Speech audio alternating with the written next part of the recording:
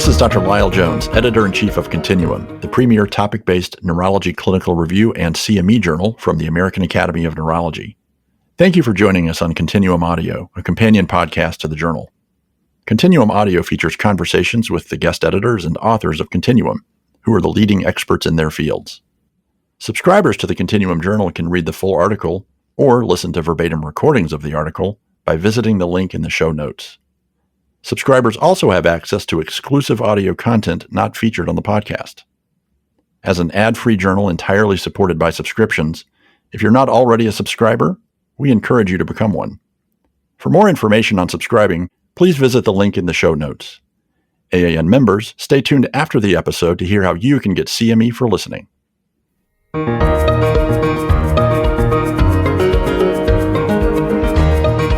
This is Dr. Tisha Monteith, Associate Editor of Continuum Audio. Today I'm interviewing Dr. Susanne Muehlschlegel about her article on prognostication in neurocritical care, which is part of the June 2024 Continuum issue on neurocritical care. Well, Susanne, thank you so much for coming on the podcast, and thank you for writing that beautiful article. Thank you so much for having me. Excited to be here. Why don't we start with you just introducing yourself? Yeah, sure. My name is Susanne Muehlschlegel. I'm a neurointensivist at Johns Hopkins in Baltimore, Maryland. I have been a neurointensivist for about 18 years or so. I worked previously at the University of Massachusetts and recently arrived here at Hopkins. Cool. So what were you thinking about? What information did you want to convey when you set out to write your article? Yeah, so the article about neuroprognostication is really near and dear to my heart and my research focus. And I'm very passionate about that part. And as neurologists and neurointensivists, prognostication, might be considered the bread and butter of what we're asked to do by families and other services. But as the article states, is that we don't usually do a great job, or physicians sometimes believe they do. But when you actually do research and look at data, it's probably not as good as we think. And there's a lot of room for improvement. And so the reason for this article really was to shine the light at the fact that I think we need to really make neuroprognostication a science, just like we make prediction models a science. And so that is the main topic of my research as well as the article. So we know about your interest in research in this area, but what got you into critical care to begin with? Yeah, that's pretty much a story of always being drawn to what's exciting and what others may want to avoid. So in medical school, people were afraid of neurology and learning all the anatomy. And I just loved that and loved interacting with these patients. And then in neurology residency, I was drawn to not just treating the brain and the spinal cord, but also the entire patient. So the lung and the heart and the interaction of all the organs. And then naturally, I'm a little bit of an impatient person. And so I like the environment of the ICU of kind of rapid change and always having to be on my toes. And so that's what drew me into neurocritical care. It was a very new field when I was training. And so I was probably, one of the maybe first or second generation neurointensivists. And it sounds like you're maybe okay with uncertainty and a lot of variability. Well, neuroprognostication, I think everyone has to acknowledge that we cannot take away uncertainty, right? So folks who pretend that they know for sure what's going to happen, I think the only time we can say that is in a patient who's brain dead. But everyone else, we really don't know for sure. And all we can do is do the best to our ability to give a rough outlook, but we need to acknowledge uncertainty, that's for sure. So can you just give us a few of the biggest causes of variability when it comes to withdrawing life-sustaining therapies in patients with severe acute brain injuries? So that's the focus of quite some research. And of course, there are many epidemiological factors, patient severity of disease, and, how fast someone might arrive to the hospital, ethnic, racial, socio-demographic factors. And there's research on that. But when you adjust and control for all of those factors, variability remains. And so what I've observed in my practice and what I also describe in the article is that maybe it's the way physicians describe prognostication or communicate with families, meaning there is potentially the chance for physician bias that may also drive prognostication. And I can tell you from my own experience, what really drove me into this area is anecdotal experience that probably we've all had of other physicians kind of nihilistically prognosticating, thinking, this is going to be bad no matter what, and not even wanting to try to provide aggressive care to patients. So I think these, what we call self-fulfilling prophecies, we need to be very aware of. So I think some of the variability may be driven by other factors other than family, patient, or health system factors. And you outline that really nicely in the article. So thank you for that. Why don't you just give us an example of a challenging case that maybe you're still thinking about today that maybe happened years ago that helps us understand what you go through? Yeah, I'll rephrase the case. I still have, very vivid memories about this, but I tell my residents about this case. When I was a fellow, there was a young patient in his early 40s, the father of several children, a young family man who had a big right MCA stroke and really was progressing to the point that it was clear that he needed a hemicraniectomy or he was going to die. Discussed this with my attending, who said I should consult neurosurgery. At the time, the neurosurgical service had a transition to practice service for these emergencies. And so these were fairly young chief residents or early year attendings. And the person came in, went into the patient's room, and I didn't even know about it, and came out and then just said, family decided for CMO. I was very surprised and shocked and was trying to understand how this happened. And this provider, all he said was, well, it's all how you put it to the family. I told him that he probably shouldn't be a vegetable. They didn't want him to be a vegetable. And so this was the only option. And so I was very shocked, and the patient did progress to die within a few days. And so that was a dire example of how biased prognostication can drive families to maybe an unnecessary outcome. And what's CMO? I'm sorry, comfort measures only. So essentially withdrawal of life-sustaining therapies. Yeah, that is a good example of that and how our bias can inform families and maybe not with the exact amount of data to support that, as you outlined so nicely in your article. And I do want to emphasize, I don't want to generalize that all providers are like that, but it is an example that really still sticks in the back of my mind. And I think, we need to shine a light at how we do this and how we do it right or wrong. And wouldn't it be nice to just have more objective measures, right, to guide us? So why don't we talk about existing tools that are used to help guide neuroprognostication? Yes, I think in general, we can break down prognostication to two pieces, and I outline that in the article as well. So one is kind of the derivation of prognostication in the head of a physician or, clinician.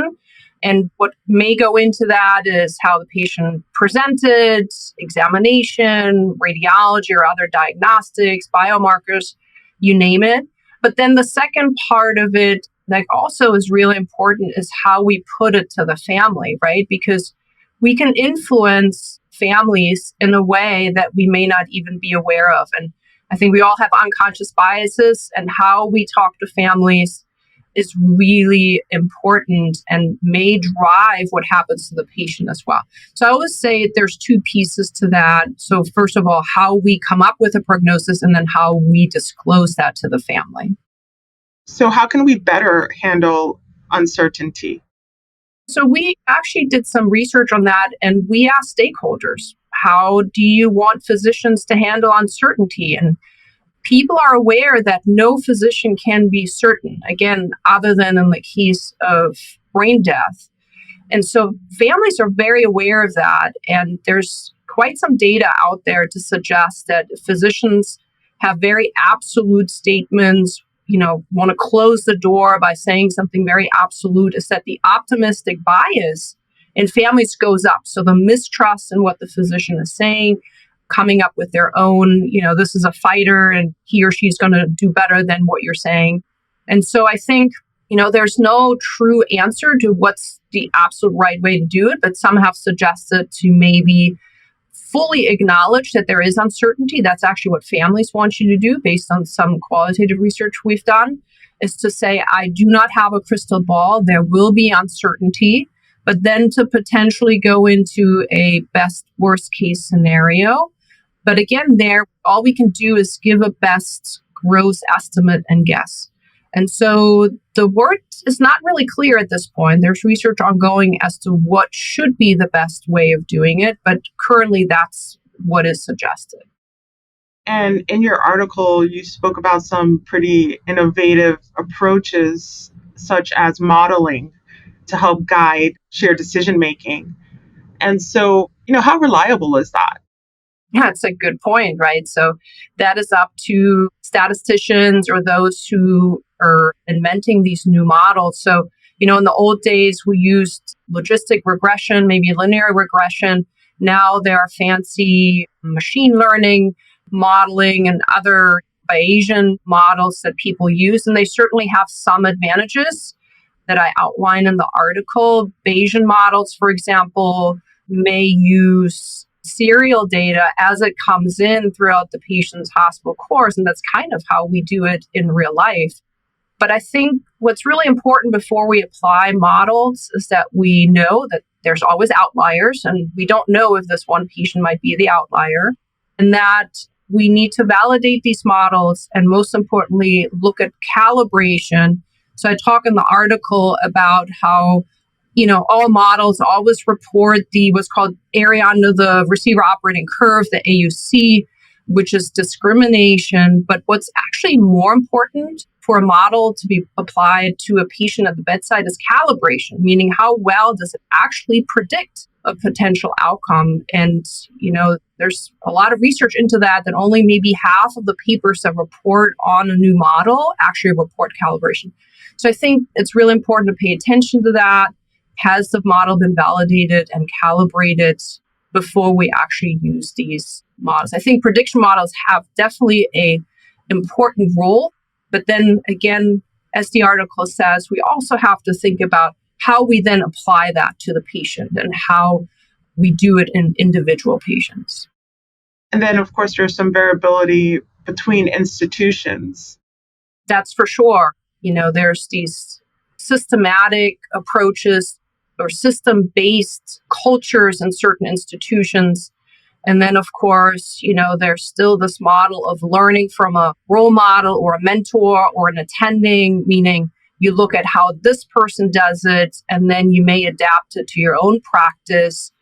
I think we need to critically examine whether we need to continue with that kind of apprenticeship model of learning how to neuroprognosticate, or whether we need to have other educational ways of doing that. So there's, especially in the field of palliative care, there's a lot of education now around communication. And I think med students get that exposure, and residents may get that exposure too, but I think we need to practice it and study it systematically, whether having a standardized approach to do this leads to more patient congruent decisions. And, we do have a lot of trainees, residents, and fellows that listen in. So what are some key messages that you want to make sure gets conveyed? Key messages is that I think we need to move away from looking at a patient the first 1 or 2 weeks and then concluding that we will know what will happen to this patient in 6 months or a year or further down the line. I think there is not a lot of longitudinal studies out there now that show that patients actually probably do better than expected if they're allowed to live. And what I mean by that is many studies allow early withdrawal of life-sustaining therapies within the first 3 days or maybe 2 weeks.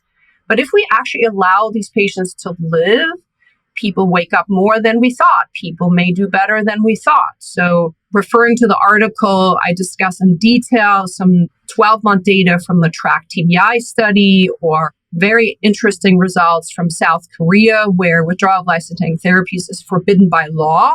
And so you can actually do a true natural history study of what happens with these patients if you allow them to live. And surprisingly, a lot of people that, within the first 2 weeks were still comatose actually ended up waking up. And I think it's really important to look at those studies and to continue to conduct those studies so that we know better what might happen. I always shudder a little bit when I hear, oh, we need an MRI in the first few days or first week for neuroprognostication.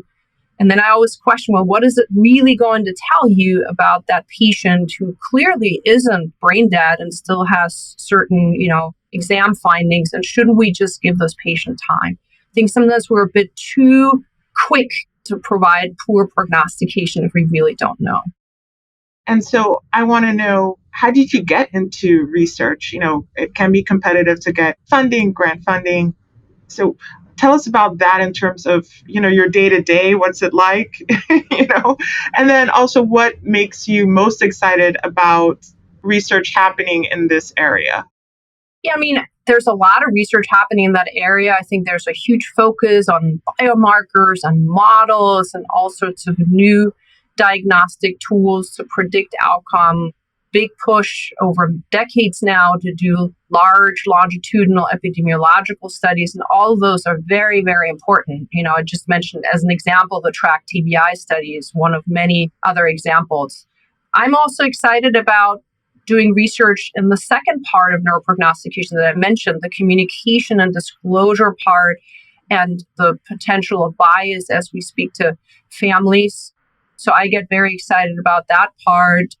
It's not easy to get funding, but I think what's important is to focus on the potential impact.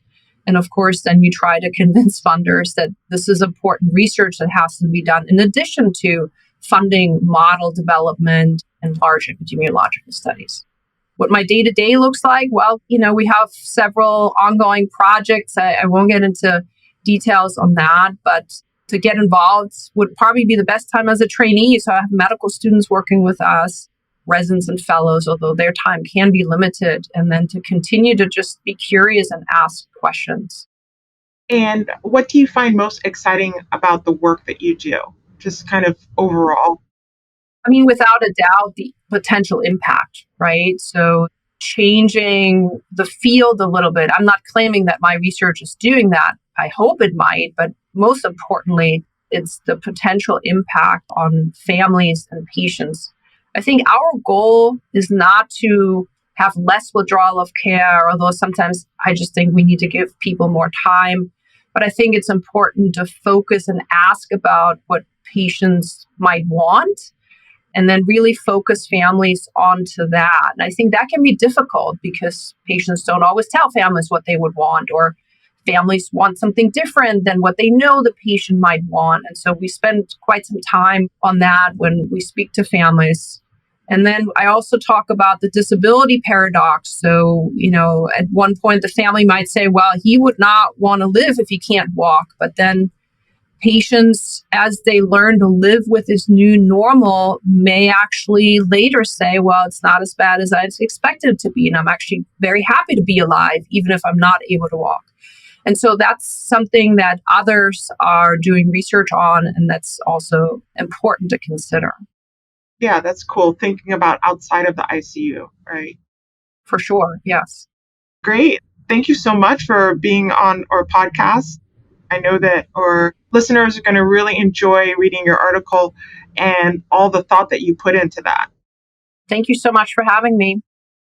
Again, today we've been interviewing Dr. Susanne Muehlschlegel, whose article on prognostication in neurocritical care appears in the most recent issue of Continuum on neurocritical care. Be sure to check out Continuum audio episodes from this and other issues. And thank you to our listeners for joining today.